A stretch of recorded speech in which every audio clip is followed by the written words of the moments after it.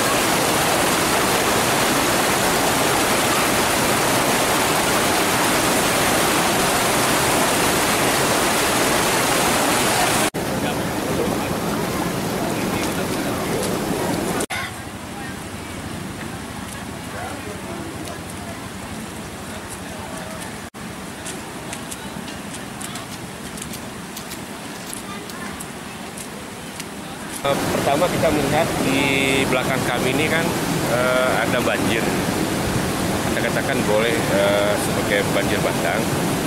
Hingga berdasarkan keterangan dan laporan dari Pak Camat bahwa keluarga kita yang terkena musibah ini sekitar 26 kakak.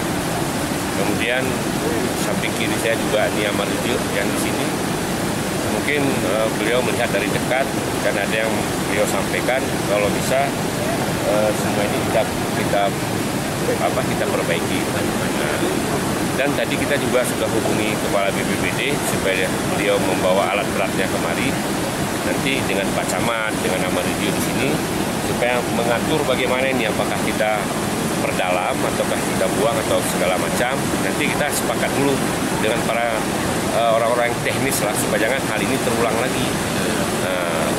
Kemudian kita dari pemerintah daerah juga sangat prihatin dengan kejadian seperti ini, dan insya Allah juga kita akan memberikan bantuan kepada warga-warga kita yang terkena musibah ini. Dan kita mengimbau kepada warga kita supaya bersabar. Musibah ini adalah sebagai cobaan kepada kita, dan insya Allah supaya jangan terulang lagi, kita perbaiki terus saluran yang ada.